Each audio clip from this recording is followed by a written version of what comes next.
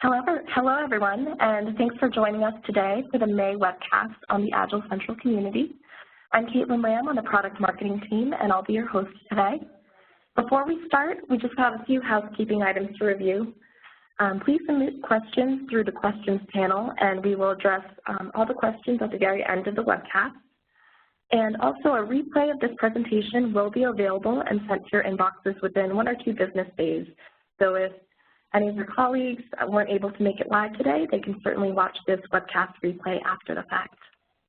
I'd like to introduce our speaker of the month, Jason Deno, who is a principal consultant on our pre-sales team.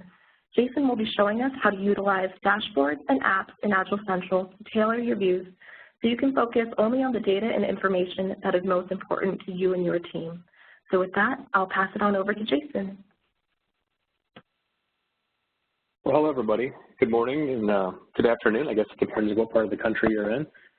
Thanks, Caitlin, for the introduction. As she said, my name is Jason. I'm a principal consultant for Agile Central.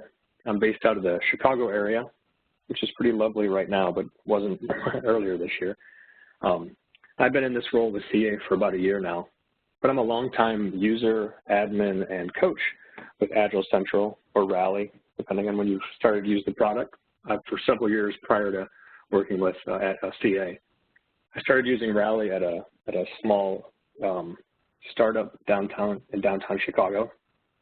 It was a small medical analytics startup that was rapidly growing, and from there I went on to work with large organizations to help them standardize their Agile practices, scale their Agile, and use everything Agile Central had to offer to set them up for success. So I've been around the platform and Agile processes and in varied roles for quite a while now. And just to set a little context for today's conversation, I just wanted to talk about kind of where Agile Central and dashboards play a role in what you're doing on a day-to-day basis.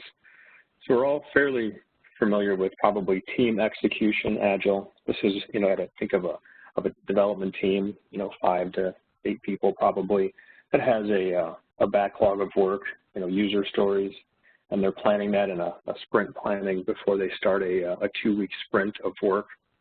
And they're probably meeting daily to talk about how that's going in a daily Scrum with a Scrum Master that's, coordinating those efforts. And at the end of that 2 weeks, they're demoing what they've produced, work that's generated, and they're probably having a retrospective at the end to kind of inspect and adapt on what they've been doing. And you would see this across multiple teams at an organization potentially as well. So you could have, 10, 20, 100 teams that do this. And at the top level of a business, you have ideas that are coming in from various areas, and they're coming through some sort of a funnel where they're prioritized. And those ideas are then taken and you look at them against the people and the financial, the CapEx and OpEx budgets available to work on those items. And from there, those allocations are brought out into a traditional waterfall style set of project management, or potentially a Agile backlog of work.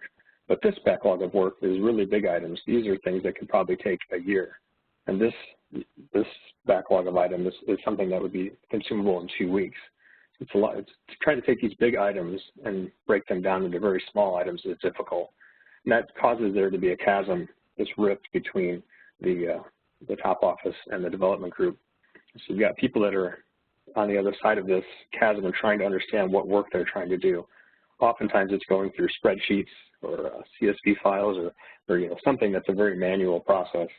And what we've done in Agile Central is we've purpose-built a lot of our application around trying to take these big items, break them down into something that's more middle-sized. These are items that can be executed typically within a quarter, 3 months.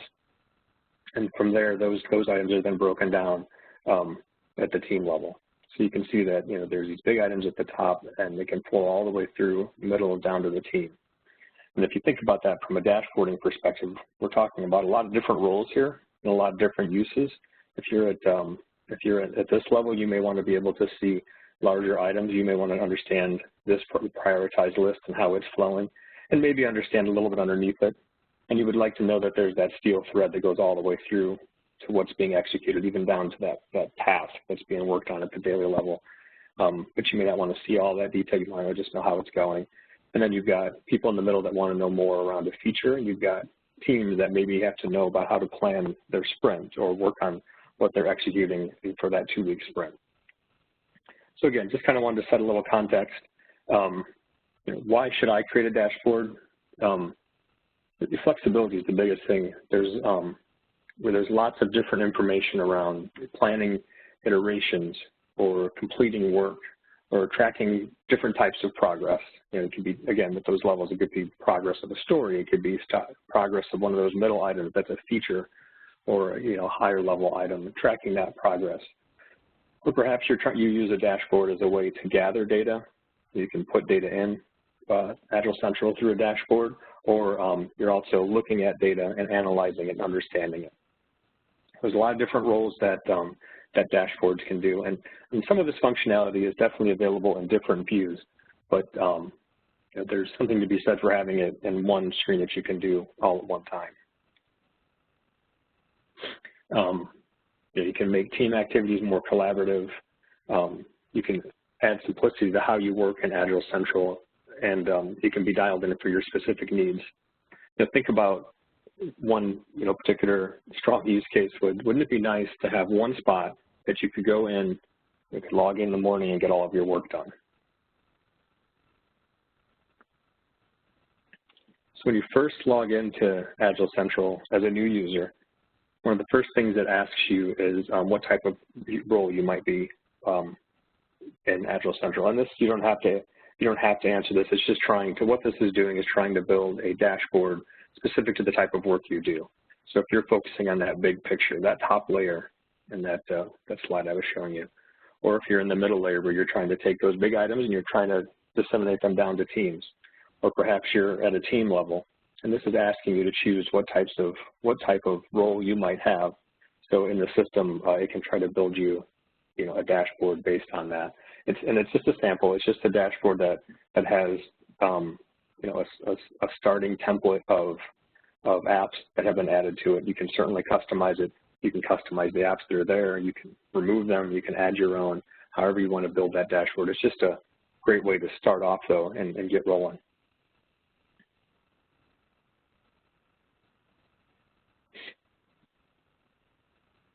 And again, dashboards put a context around, questions such as, what's changed that's relevant to me? Or are we going to meet our commitment?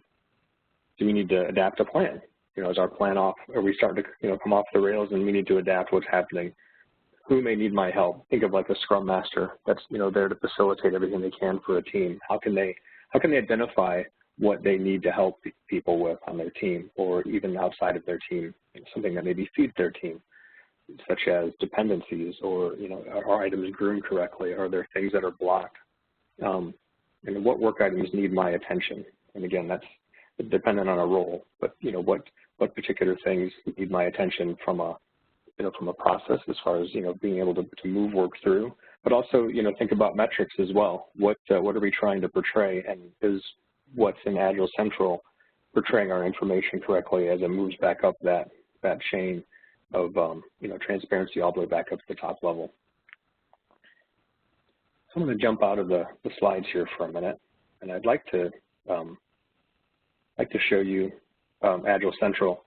I got a little demo environment here, and what I've done is I've gone through that first step where it asks you what kind of a user you want to be, and I've set a higher level dashboard. So you can see here that it's created iteration summary and a burn up of a release, as well as some other information here. What I'd like to do is just show you how easy it is to create your own dashboard.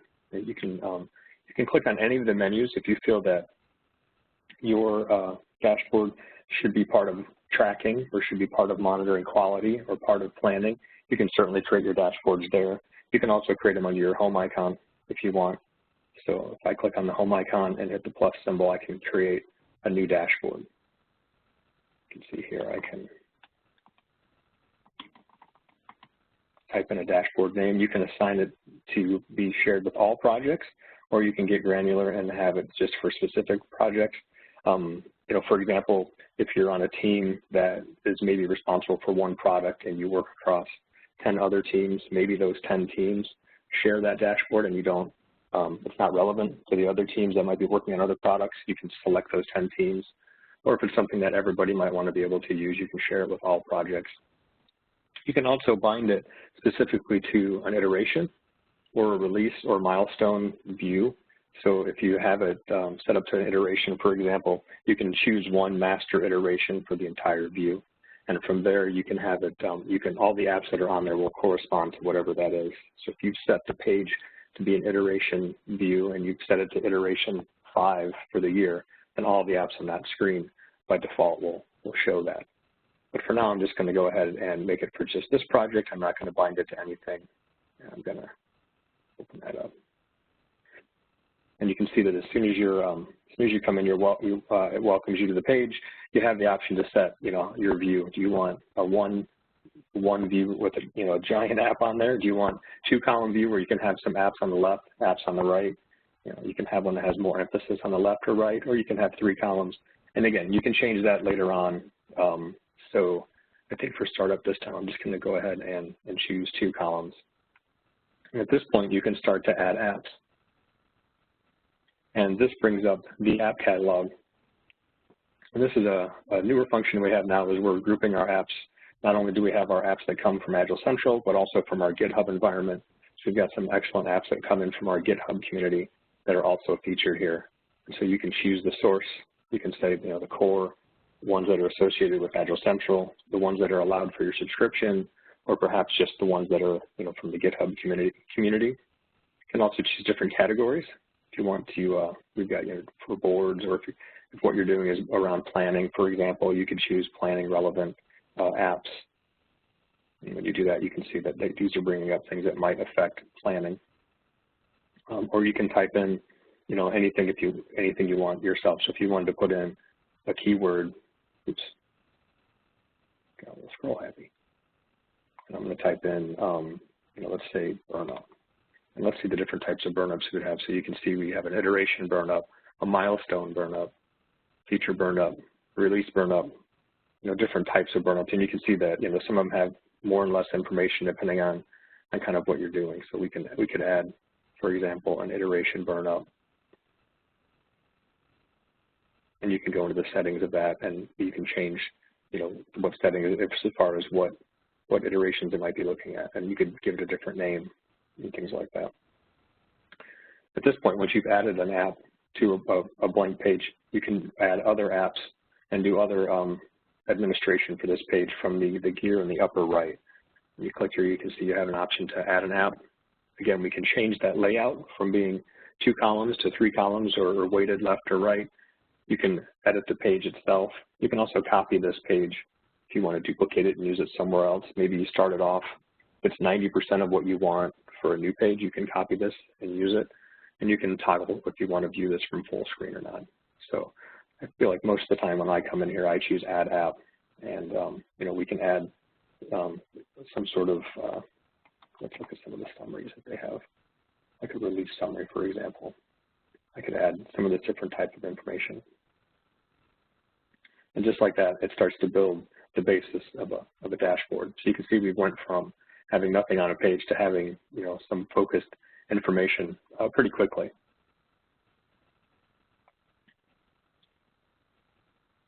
So again, as we think about some of those different types of reasons why we're here, we go back to that slide where we talk about what's changed or relevant to me in the context of where I'm working. Are we going to meet our commitment? These different types of things. What are some of the dashboards, sample dashboards that might be for these different types of groups that we could use? So I'd like to start with the team level app dashboard. And this is, different visualizations that a team might need. For example, historical velocity. This is our enhanced velocity chart here on the left, and you can see that it's showing how much work they've gotten done over the previous iterations. And this goes towards their stability and anything that might be, happening with that team. Are their planning practices working correctly? Is the work that's coming into them planned or unplanned work? Preferably, you would like to have it planned and executed, and that would be great if it went that way all the time. But that's what dashboards like this help you portray. Also, the current iteration in burn down. So are we getting the work done that are being allocated? Are we executing that? And are we trending to getting it done? Is this mark here when it looks like we run out of work the same time when we're supposed to be finishing this release or this PI? Also, scope change, is another good for a time box. Are we deviating from our plan too much? I'm sorry, this one is scope change. These are showing you different things that have come in and changed during the iteration. And so if there's a lot of different scope change here, you're starting to look at, are we deviating from the plan too much? Maybe we need to stop, inspect, and adapt what's going on and pivot on what this sprint was all about. If we planned on it being something, and then soon on into the sprint things are changing, then maybe this is a good indicator that we're starting to kind of get off of our plan. Maybe we need to stop and look at what to change.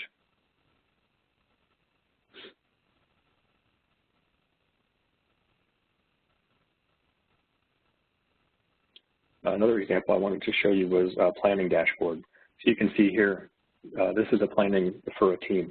So again, this is the dashboard that is bound to a specific iteration, and we've added the iteration planning board, and we're viewing it as a Kanban view. You can see here, if the team was going into sprint planning, for example, they could use this board very quickly to understand what's in the backlog. Ideally, the items on the top of this list are prioritized, and you can start to move those and see if they're missing any information here, and start to drag those into the iterations you have coming up. Again, from a scaled Agile context, you would, as part of a release planning, you tend to start to build out all the sprints or iterations for that next release where possible. So if it's a quarter's worth of work, you do have several sprints that you might be considering as you're looking at this different work. It can be based on dependencies to other groups as to how you are able to stack your iterations or when other work becomes available. But again, you can look at this very quickly, and while there is an actual iteration planning board that you can use, one of the nice things about having it on a dashboard is you can have other information alongside of it. So you can start to see, as you start to assign or build out tasks against these stories and assign them, have we assigned everything to Dudley? We love to assign everything to Dudley. And so he got plenty of work to do. And if Jason was on this list, you would hopefully see that Jason had very little work to do. But again, you can understand in context very quickly kind of what's coming from here and what's going over in team capacity at the same time. So you're, in essence, in two different views of Agile Central at the same time.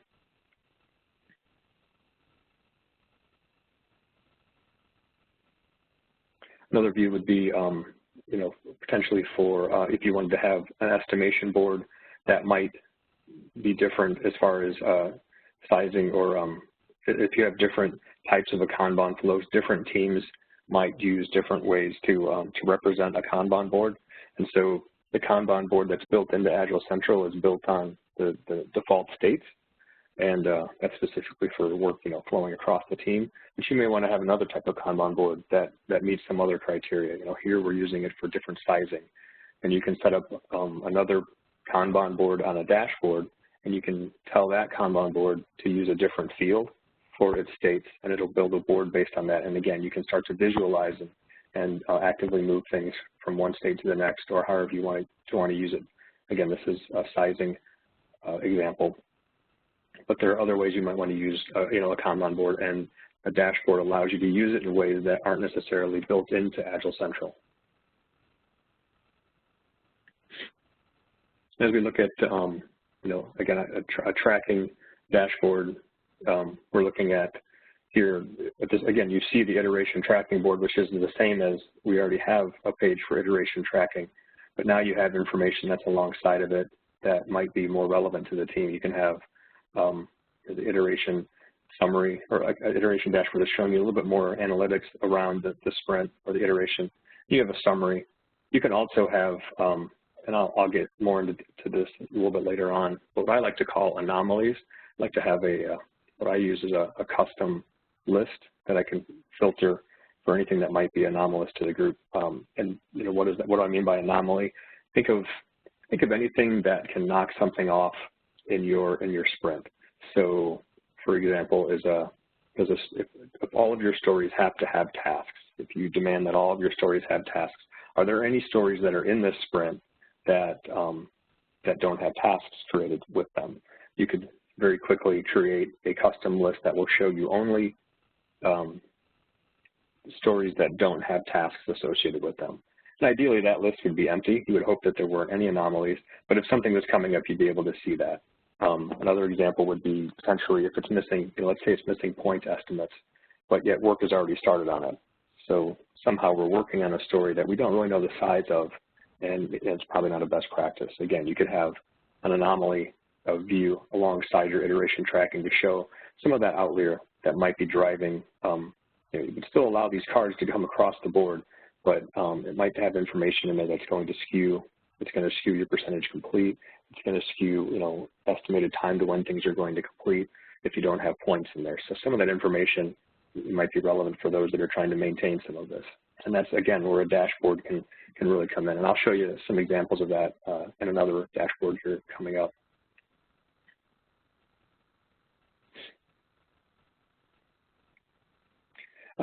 Again, as a particular role, for example, a common one is a Scrum Master. Scrum Masters often want to have a dashboard that can show multiple things at a glance at once. You can see in this view that we're looking at any work that might be blocked for my team. So I can understand, if one of my main roles as a Scrum Master is to remove blockers, here they are, and I can go out and remove these for these folks pretty quickly, and I can understand that. And, this can potentially change throughout the day. If it's something, you come in the morning and you have your stand-up, and after the stand-up, people start to work on something and they realize, oh, I can't log in. I don't have credentials. This database doesn't exist. Things can get blocked very quickly. So having an active view that you can monitor for that type of thing is fantastic.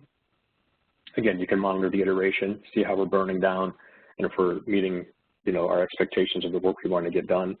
You can also have an understanding of dependencies very quickly on this board.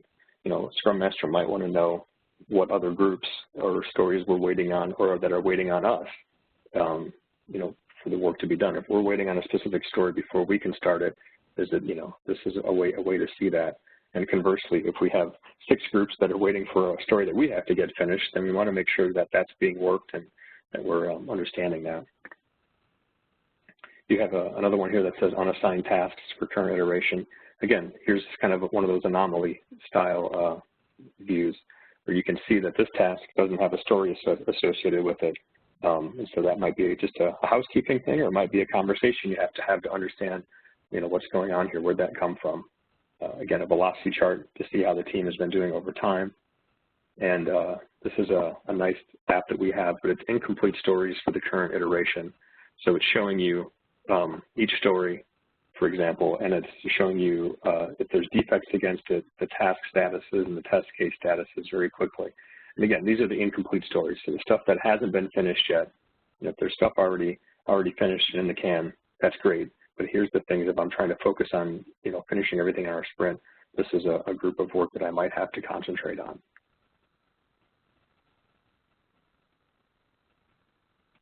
Another dashboard is an initiative dashboard that maybe focuses on a specific initiative.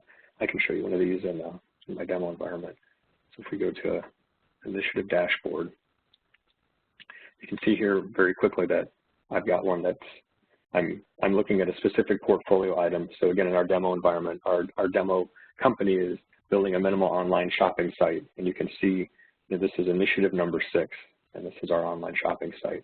And this is the work that we're doing towards it and how that's trending. So you can see the different type of work we have to get to here at some point, and this is the work we're doing towards that, kind of a cumulative view. Also, you can certainly filter this for just a specific initiative if you wanted, but I wanted to show you a portfolio hierarchy. This is a great way to jump in and out of our portfolio items. Again, if you're familiar with our portfolio items view, where you can look at initiatives and features and then how those break down to stories and how stories break down to tasks, you can do all that from here as well. It's just kind of an easy way to be able to see that in real time. And if you wanted to query this, to filter, again, for like a specific initiative, you can certainly do that. For the sake of this example, I didn't do that. I'll get into the query language a little bit later. But again, a very powerful view that you can get a lot of information from very quickly. And these percentages complete are going to update as things happen. And you can also even you can functionally do some different things here too if you want, as far as marking work complete or changing different information. Also, I wanted to mention, I don't think I covered it earlier, when you hit the arrows icon, it can open some of these views into a full screen view, and it might be a little easier to view some of this. So if some of these get to be kind of busy, you can open it to a full screen view to edit, and you can put it back down into a more compact view to kind of monitor. Another different thing, there's different anomalies here. For example, this is one that I built. This is features missing a release. I'll explain that more. But again, you can see here we've got multiple apps that are giving you a lot of information about an initiative and the features and stories and tasks that are driving it to completion. And so for somebody that might be a PO or a product manager or even above that, this is a great view for them to understand I'm really interested in this minimal online shopping site because this has my name on it to be done by the end of the year. How is it tracking? How is it, is anything stalled? Where can I help out?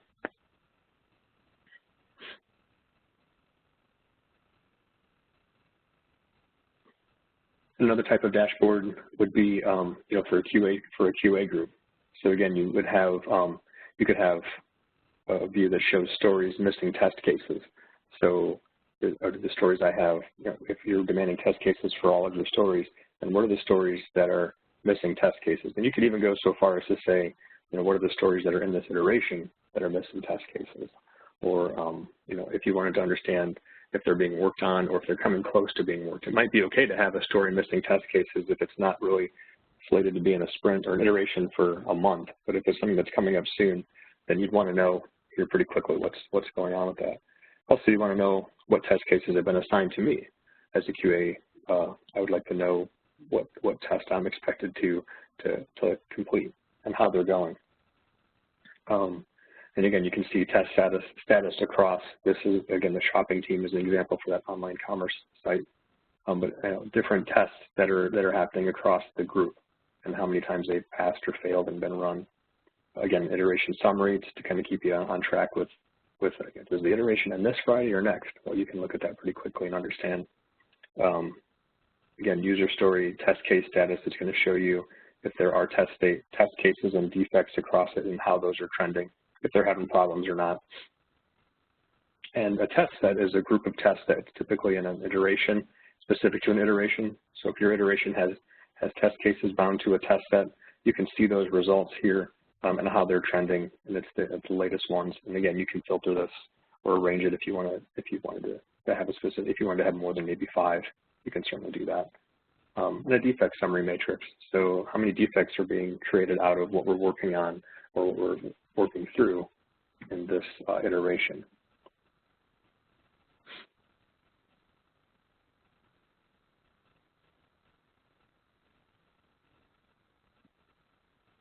So I wanted to, those are the main example dashboards that I have, but I'd like to just kind of go through some applications of note or apps of note. We saw a couple of them in what I was demonstrating earlier, but one of them was that enhanced velocity chart. There's a normal velocity chart and there's the enhanced velocity chart. And the normal velocity chart's great for a very simple metric or a simple view. It's great to put on any kind of presentation where you don't want to have maybe a lot of detail around it. You just want to show a trend. But if you wanted to have more information around a velocity, maybe you want to know the type of work that's coming in and out or things that are happening around that the work that's in it. This gives you more information. It's going to show you the accepted work that was accepted during an iteration or accepted after an iteration, or if it's gray, it's showing you work that wasn't accepted at all. So again, this is nice to deep dive a little bit more detail around what's happening with the velocity. It's not just the points complete, but when do we mark them complete and how, and it kind of gives you a bit more information around that. So very useful app. Another one that we saw was incomplete stories for the current iteration. Again, this is the work that remains to get done for the iteration. So if you're trying to understand, and again, you could see this in the Kanban view, certainly in the specific area, but this gives you just a nice filtered list very quickly to understand what's left. So if you're coming down to this last couple of days of your iteration, hopefully this is fairly empty. And then there's a lot of custom applications that you can add as well. We have custom URL, custom list, and custom HTML. And a custom URL would be a link to a video or perhaps a shared document somewhere that has information relevant to your team or to your dashboard that you're showing. For example, that initiative view, that minimal online shopping site. If there's a Word document that explains that, more about what they're expecting from that minimal online shopping site, you could add an app, and you could link to the Word document that has the information about that app. And so, if that Word document is your single source of information about some of the heavy engineering detail around that item or deliverable, you wouldn't have to have it duplicated then. You could just have it in the one Word document, and you could have it linked over to your page. Or you could have a video, potentially from your big room planning session or something that's talking about what a particular item is. You could have, when the senior executive is talking about why we want a minimal online shopping site and what that means, you could have a link to that video. So again, just kind of a link that will then load whatever is linked to into that app. And there was options to size that app. It depends on the columns and things, but you can size it a little bit differently as needed. A custom list is for pulling in specific information. Again, those types of anomaly examples that I was showing you, where we're filtering for a specific circumstance, most of those are custom lists. And I'll show you an example of a custom list here coming up. And this last one is custom HTML, and that's where if you want to plop in your own HTML to drive some sort of advanced functionality, you can do that as well.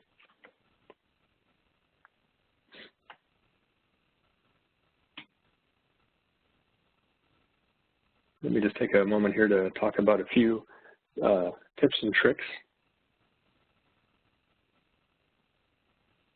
You can edit the settings for apps. So when you look at different apps, you can go into the settings for a specific app. So we look at like this portfolio item burn up. You can go to the gear in that app, and you can modify the settings that are relevant to it. There it is. And this one has a few. We can choose, if you want to choose exactly which initiative we're looking at. You can choose to show progress. How is it building that view? Is it building it by when that iteration or when that initiative actually started and actually ended, or do you want to show it by the planned start and end date? You can see here it even shows you those dates for this initiative, and it's showing you some variant. We planned it to start at the end of January, but it started in the beginning of March. And you can show the planned end date. Actual end date is invalid at this point because it hasn't ended. But if it had ended, you could show that, or you can show the planned end date so you can understand the end of that marker. And you can choose if you want this data represented by the number of stories that are finished, or if you use story points, for example, and you have points that are a lot different. If you have a lot of small stories and a lot of big stories, then maybe showing the planned estimate by points gives a more accurate view, and 6 of one, half dozen of the other for discussion about which one of those you might want to do. But you can change that here, and you can save it. If we look at, again, there's settings here where we can go in. You can give it a different name if you want. If you want to say specifically, you want to call it the online store. You can also choose if you want to just follow if it follows the global project setting, then that means whatever project folder you're in at the time is what this is going to show you. But if you want, you can hard code it to say, doesn't matter what folder I'm in, always show me stuff from the online store. And again, you can choose the different levels. If you aren't concerned about an initiative level, if you're more concerned about a feature level, then you can just have it show you the features. Or if you're picking above the initiative level at a theme level or other high-level portfolio, you can choose that as well.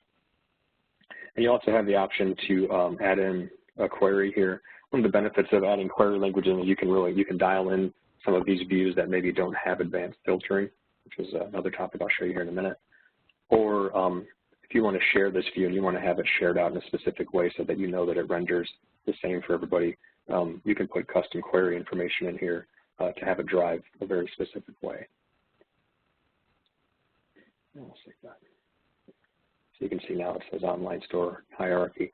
It's kind of duplicate because it also shows you the project folder that it's bound to. You can see that this one, since it's bound specifically to online store, it's telling you I'm bound to online store, so I probably shouldn't have named it that. That's just, that'll bother my OCD later when I show that in a meeting.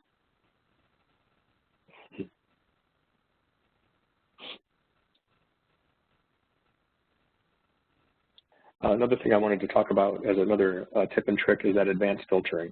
So this is a new feature, and you'll see this all around Agile Central. It's in all of our newer views have the ability to use advanced filtering, but it's a way that you can, without having to use the query syntax, you can drive that sort of filtering and things of information very easily from a GUI interface right up front. So let me just kind of show you how we did that. Actually, it's in this view. So when I made this anomaly custom list, I dragged in a custom list, added the app, and then you can see here it says that 2 filters are active. Let me go ahead and expand this so we can see it. What I'm going to do is I'm going to click on those 2 filters. It's going to show that to me. And you can see here that the goal of this app was to show features that are in progress, yet somehow missing a release. So how does that happen? How does a feature, how have we begun work on a feature and yet it doesn't have a release assigned? You know, maybe there's a spike story that's coming into the next PI or release or something, or maybe somebody more likely forgot to specify the release on the feature. And that's going to interfere with metrics, and it's going to interfere with some of the different views that are being rendered out of Agile Central. If you're using a release tracking board, for example, it's going to make that view not optimal. And so, you know, I would like to be able to see that and understand, hey, these need to have a release assigned to them, or the work that's in them needs to be understood and either kicked out of this iteration because we're working on it too early or something. But again, you can have those kind of conversations more quickly by just having a filtered list specific to that particular scenario. So what I've done is I've said, show me any feature where the % done is greater than 0, so anything that has some work happening against it, and where the release is unscheduled, where a release hasn't been specified. And you can choose it, you have to have it match all of those filters or any of those filters. And any example would be where it's 0% complete or unscheduled, which wouldn't really help us get to what we're trying to do, but you can see where that would be the case. Or it can be custom, and you can have an example of, you can say, well, I want it to be anything definitely anything that has points started against it, but it can be unscheduled or it can be in the next release. You know, I just want to know about those 2, or maybe even the next 2 releases. Like, you know, if we're planning it for later in this year or not at all, I want to see it, because then that tells me that somebody is working on something that they shouldn't. Or you could you could also, if you wanted to, you would have to change this more often, but you could also change this to say, show me specifically stuff that's not in release 2, if you wanted. Again, I try to keep them a little more open-ended in my examples because it lets you use that dashboard line without having to modify anything. And the other thing, too, about when you do an advanced filter is you can also select the different columns that would be shown in this view. And because it's a dashboard and you've got that crunched down little app view, I like to keep the list of fields in there very relevant to what I'm doing. So if there's something in here that, you know, if I already know the owner, or maybe I don't need to see the owner in this view, I just need to see it in a quick view preview once I click on it, I could take this owner out of here, for example. Also think of, you know, a couple other different scenarios would be, you know, that scenario was having a very minimal view. Another one could be around having which fields in here you need to be able to change whatever is anomalous. So if we're looking for something that's missing a release, well, right from this view, I can change it and I can assign it to a release right from here, which would then, you know, fix the problem and kick it out of my view. So what fields would I maybe need to see here that I would need to perform additional grooming on this item so that it doesn't meet the criteria of falling into my anomaly list here. Another example would be if you might have a bunch of fields here, and you would use that as a way to export data in a specific format. So if you say, okay, I wanted to, you know, once a week I still have to export some of this data out for a particular report that I have to deliver or something, you could build an app on your dashboard that has all the fields that you needed, filtered for all of the conditions that you wanted to have filtered, all within Agile Central, all very easy to see, and you're simply shooting out a list to then populate somewhere else. Again, I would hope with our dashboard conversation and everything, you see the virtue of dashboards and wouldn't have to do that very often. But again, another scenario as to why you might use advanced filters and columns to create a custom list app that, you know, has a lot of power behind it.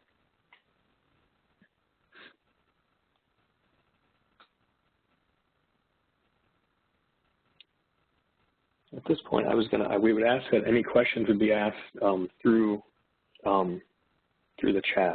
I'm going to take a second here to look through some questions. Bear with me for a moment.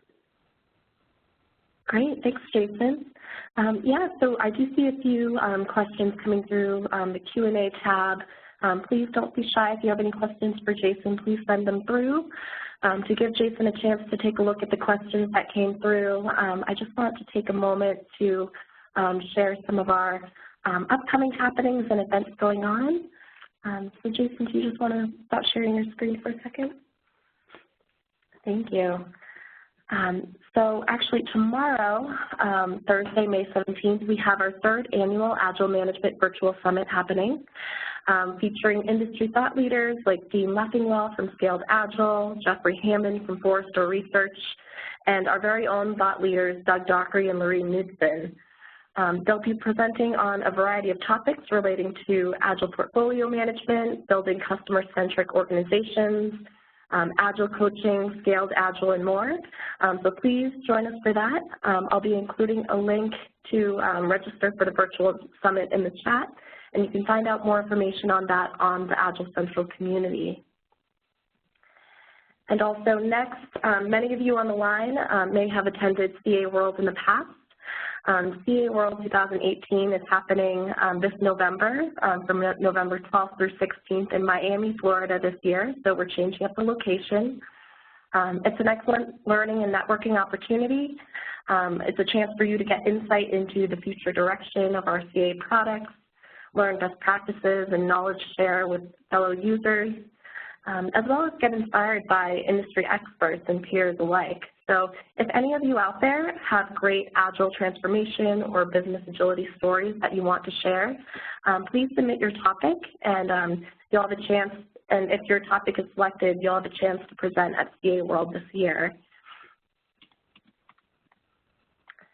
And also, last but not least, if you're looking to expand your knowledge using Agile Central, or if you just want to, if you're interested in getting certified in a Scrum Master course or Product Owner course, Agile Central, we have Agile Academy industry courses that are available. And if you want more information on that, just visit agileacademy.ca.com for more information. So with that, I do see some questions coming through, and I'll pass it back over to Jason. Great, exciting stuff coming up. I'm looking forward to some of those sessions. But yes, we had a couple questions come in.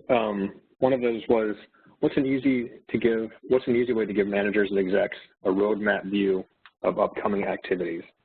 So again, if you think of kind of an executive view, this initiative dashboard may be close to what they wanted to see, but this may still have a little too much detail. So if you wanted to create something for an exec, I would probably get rid of some of these tactical pieces, or maybe if nothing else, put them down towards the bottom. You know, he wouldn't need the ability to copy a portfolio item, and he wouldn't need the ability to understand that items that are, this is the kind of a grooming that he wouldn't necessarily need, or he or she. But they may be more interested in, you know, the status of the release. So this is all showing portfolio item stuff, but maybe they want to know more about the release that's coming up. So that's again, that's the current, you know, quarter's worth of work. So how is the current release burning up? And again, I would try to keep that view more simple for that group, so they can just understand we're tracking work, and also work is growing, but the gap between how much we're getting done and how much is left is shrinking a bit. So you can see, you know, there, again, that's for a release, that's for a quarterly item. Another item that I found very useful for executives is a milestone burn up. So again, a milestone is a push pin in time that can be used in the future. For example, in our own context, CA World, we have, you know, CA World coming up later this year. Is there anything that we want to have in our application created that will be ready for CA World? And there's probably some specific things that we would like to be able to show at that trade show. So we can put a milestone push pin in there for CA World, and we can say anything that's, you know, due that, you know, maybe we could set it 2 weeks before the trade show, so we understand, you know, kind of a little bit of a gap there to get it ready. But you understand this date is coming up. And what you can do is you can assign features that are relevant to that. So if you're working on 10 features in this release, this quarter's release, and 7 of those happen to be related to the trade show, you can mark those against that you can mark them against that milestone, and they'll start to trend to burn this information against that milestone. You can also do it as a cumulative flow if you'd rather get a little more detailed information about how that work is coming in against that milestone. But again, what you're showing here is you're saying, all right, I don't care about a release status page because not all of that is relevant to my trade show, or I don't care about I just want to know what's being worked against my trade show across all these different groups. And this is a great way to visualize that. So you can add something like this and potentially get rid of some of these other apps and keep it very, very minimal. 2 or 3 items on there, very lightweight, just so that it's very dialed in for that particular user. If you find it's something that's recurring, but just mildly different, maybe there's a way you can set it so when they go to a specific project or something, it will show relevant to what each leader might need, and we wouldn't have to create a dashboard for each one of them. Another question was, what kind of measures should we look at on a dashboard in a Scrum of Scrum situation?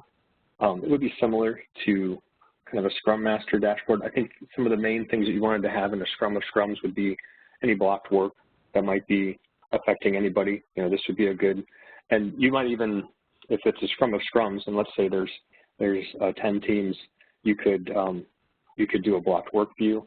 You could, if it was me, I think I might add a custom list for blocked work, and I might have anything listed that's blocked, and I might have it set at a level that's higher than one team. So if it's a Scrum of Scrums and everybody from the online store is coming in to have a conversation, then I might scope that so that anything that's blocked from the online store down is going to be shown in a list view that we can have in a heads-up display in our Scrum of Scrums.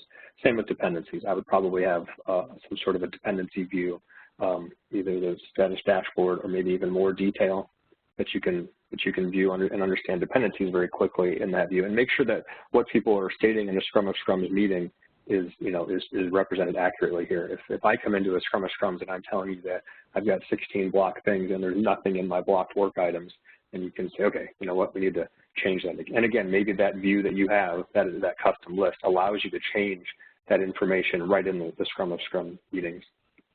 And hopefully, with some of these dashboards being set up this way, you might even be able to start foregoing a Scrum of Scrum meetings, or at least have them much less frequently, because the information that's in a Scrum of Scrum's dashboard could be more relevant and more timely. Instead of being once a week, this could be any time of the day. You can understand kind of how that is, and you could be working on that in real time.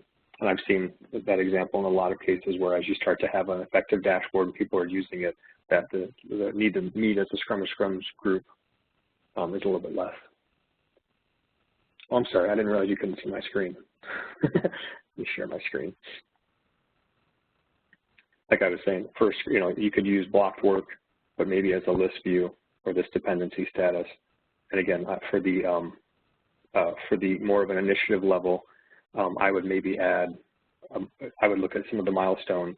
It depends if your organization is using milestones, but I find milestones to be a very effective option for executive views to be able to kind of see some of the different things that might be relevant to just them, like a trade show or something like that. If you add a milestone for that trade show at a high enough level that it can go even across products, then that executive can start to see a view of, is everything I'm expecting to get up in front of people and tell them is here now, is actually here.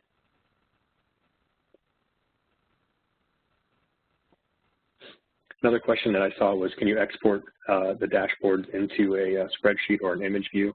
You can export the data from an app into a particular view. You have to click the arrow here, but you can export that to a CSV, or you can right-click on the images and you can copy some of them as well. But the easiest way to do it, again, is to set up the columns you might want and to have them easy to export so that they're driving has just the right amount of data you need to export at that time.